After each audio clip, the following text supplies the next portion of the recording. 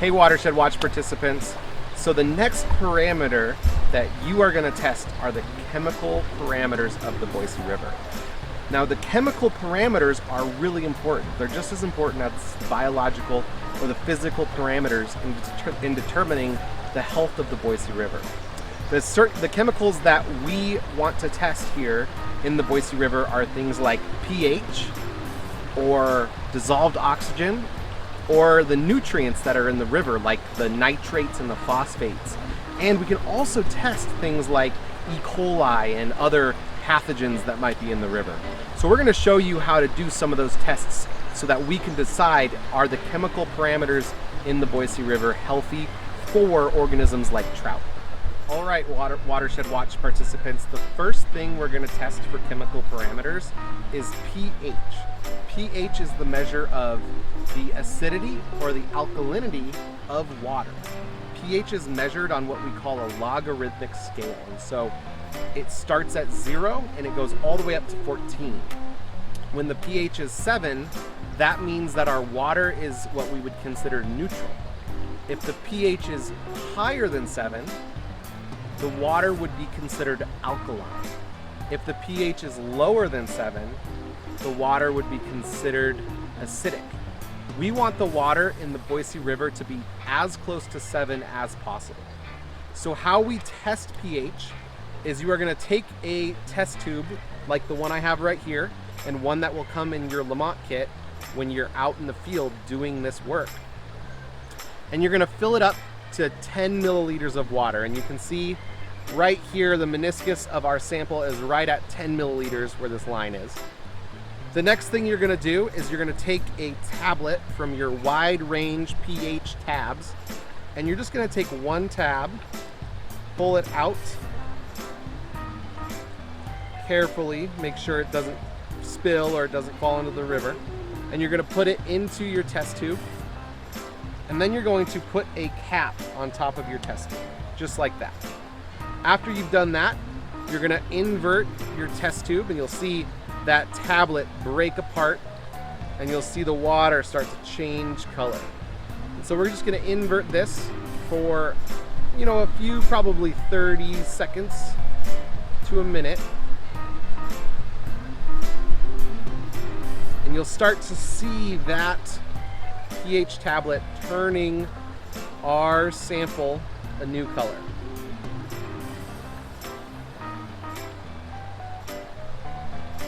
All right, so once you've done it enough, and once that tablet is completely dissolved and broken up in our water sample, you can take your sample and you can compare it to our handy pH scale. So you'll see here that our pH in our sample is pretty close to 7. It might be a little bit between 6 and 7, but the closest number to our sample is 7. So we would say the pH is 7. We would do this test 2 more times, then take the average of those 3 samples. And that's how we determine the pH of the Boise River. All right, Watershed Watch participants, the next thing that we're going to test is the dissolved oxygen in the water. So organisms in the Boise River, like fish or bugs, they need a lot of oxygen to breathe, just like we do. And one thing we can measure in the water is the amount of dissolved oxygen in that water. So how we measure that is we use a Chemet's kit. It looks just like this, and you'll get one with your water quality testing kit. The first thing we do is we fill up a graduated cylinder with 25 milliliters of water. I'm going to do that right now. Pour a little out, and so now I have 25 milliliters of water in my graduated cylinder. The next thing I'm going to do is I'm going to take one of these glass ampules out of their box. So these glass ampules look just like this, and they're sharp, so be careful. Make sure that you are wearing gloves and that you're being really careful when you use these glass ampules. The next thing I'm going to do is I'm going to take this ampule and I'm going to put it into my graduated cylinder.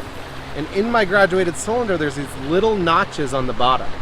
So I'm going to stick the end of my ampule into one of these little notches, and then I'm going to push my ampule, and I'm going to keep pushing it until it breaks. The tip of this ampule is actually going to break, and when it breaks, you'll see the ampule fill up with water, which is going to be really cool. So I push it, push it, push it, and then it breaks, and then it fills up with water just like that. And you'll notice that water is starting to change color. That's because there's an activator in here that's going to change that dissolved oxygen blue so that we can see how much dissolved oxygen is in this water. So I'm going to sit here for about a couple minutes, and I'm going to just turn my ampule and make sure that bubble is moving up and down and that water is mixing. And after a few seconds, I'll be able to take this ampule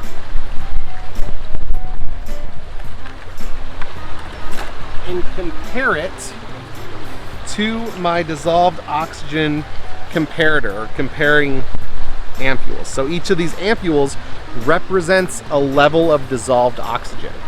You can see here it starts off really low at 1 and it goes all the way up to 12. So 1 would be low dissolved oxygen. It would be like water maybe in a swamp. As we get higher, 4, 5, 6 might be dissolved oxygen levels in a place with a lot of biological activity. And then really healthy rivers with a lot of dissolved oxygen might have dissolved oxygen levels up here at the top end at 8, 10, or 12. And so after we've waited enough time, we can check our ampule and compare it to the other comparators. And you'll see that this ampule is really blue. It's up here at about 12. So we know that the dissolved oxygen level in the Boise River at this site is about 12 parts per million or milligrams per liter. Milligrams per liter and parts per million are the same measurement. And so that is how we take a dissolved oxygen sample. We can do this 3 more times so that we get an accurate measurement. All right, Watershed Watch participants. So the last thing that we're gonna grab is called a grab sample from the Boise River. Now, these samples are going to be used to calculate the amount of nutrients that are in the water. So we're actually going to take them to a lab, and that lab is going to determine how much phosphorus is in the water, how much nitrate might be in the water. They'll help us determine how much bacteria or E. coli might be in the water. So they can do a lot of stuff in the lab that we can't do when we're out in the field. And so what you're going to do is you're going to take a grab sample bottle just like this one. You're going to take the top off of it just like this, and you're not going to rinse it out or anything, but you're going to take it, you're going to face upstream. So you see how I'm facing towards the flow of the river. I like to flip my sample upside down, put it in the water just like this, down to about 1 foot of depth, and then I turn it upstream so that it fills up really quick. Then I make sure that that bottle is completely full, that there's no air in the bottle, and I pull it up and I put my cap on it. Close my cap tightly, and then I'm done. That's 1 grab sample. All right, the last thing you want to do when you're done taking your chemical tests is to make sure that you're disposing of your used chemical testing equipment properly. And so we have what are called waste containers, and these are a great place for you to put your used dissolved oxygen ampules. You can put them right in there, and for you to put your pH chemicals, the chemicals that were in our pH sample. So we can pour those right inside our waste container. Then you can just cap your waste container, and those things are safe and they're not in the Boise River. So we want to make sure that when we are doing our chemical testing that we're not leaving any chemicals in the Boise River. So after you've done all of those chemical parameter tests, you should have an idea what does the chemical health of the Boise River at your site look like. Remember, Fish and other organisms that live in the Boise River are very sensitive to chemical pollution. So these tests are really important in helping us determine, is there pollution in the water? Is the water healthy for organisms that live in the Boise River?